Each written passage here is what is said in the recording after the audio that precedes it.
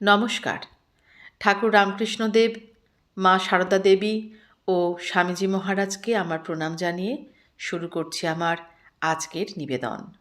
নৈবেদ্য চ্যানেলের সকল শ্রোতাবন্ধুদের জানাই আমার প্রণাম।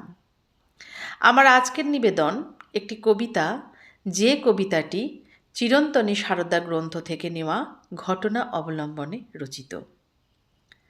কবিতাটির নাম এক কাহিনী শোনাই। কলমে নিখিল চট্টোপাধ্যায়, কণ্ঠে আমি সুব্রতা। এক কাহিনী শোনাই, এক কাহিনী শোনাই, বাড়ি আমার পদ্মার পাড়ে যশোর গাঁয়ে ভাই। এক কাহিনী শোনাই, এক কাহিনী শোনাই, বাড়ি আমার পদ্মার পাড়ে যশোর গাঁয়ে ভাই। এক কাহিনী শোনাই, এক কাহিনী শোনাই। শৈশবেতে মাকে হারাই, বাবা যখন 4। কেমন মাকে দেখতে ছিল নেই কমনে আর। ধীরে ধীরে বড় হই গো, বুকে চেপে ব্যথা, মা হারানোর কিসে ব্যথা কেউ বোঝেনি তা। বন্ধু বান্ধব যারা আমার সবার আছে মা, আমি এমন কপাল পোড়া নেই কো আমার মা। বন্ধুদের মুখে শুনতাম তাদের মায়ের কথা, কত আদর ভালোবাসা চোখে দেখতাম তা। আমার বুকে বাজত ব্যথা, কাঁদতেম একা একা, কোথায় গেলে কেমন করে পাবো মায়ের দেখা। চোখের জলে কল্পনাতে মাকে দেখে দেখে গড়েছিলেম মায়ের মূর্তি, রেখেছিলেম বুকে। স্বপ্নে এসে সেই মা শিওরে আমার বসে চোখের জল মুছিয়ে দিত স্নেহের পরশে। স্বপ্নে মাকে দেখে দেখে মা হলো মোর চেনা, আর সবাইয়ের মাকে দেখে কষ্ট হতো না। এরপর কেটে গেছে বেশ কয়েকটি বছর। আল্লাহ তাআলার দোয়ায় এখন একজন সাধারণ দোকানদার আমি।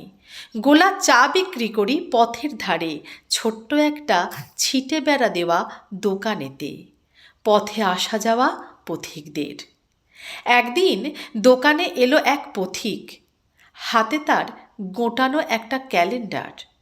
আমি তাকে চা দিয়ে ক্যালেন্ডারটা দেখব বলে মেলে ধরলাম আমার চোখের সামনে। কিন্তু এ কি, এ তো আমার সেই স্বপ্নে দেখা কল্পনায় গড়া মা। সেই চোখ, সেই মুখ, সেই চেহারা, যে মাকে আমি পেয়েও পাইনি, দেখেও যাকে দেখার কোনো স্মৃতি আমার নেই। এ তো সেই মা, এই ছবির মধ্যে জ্বলজ্বল করছে। দুটি চোখ দিয়ে করুণা যেন ঝরে পড়ছে আমার ওপর।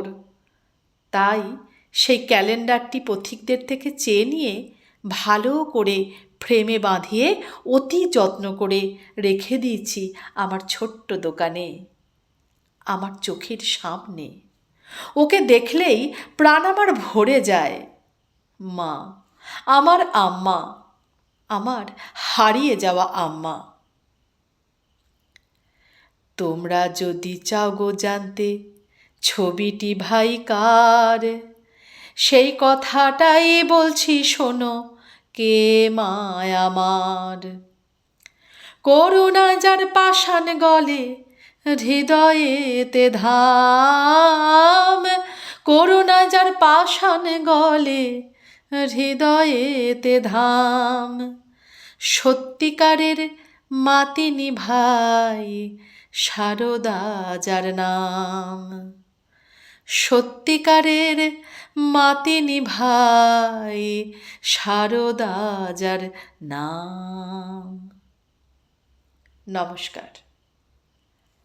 এই কবিতাটি আপনাদের কেমন লাগলো তা অবশ্যই কমেন্ট করে জানাবেন।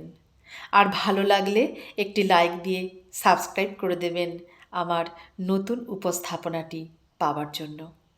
ঠাকুরের কাছে প্রার্থনা করি আপনারা সকলে ভালো থাকুন, সুস্থ থাকুন ও আনন্দে থাকুন।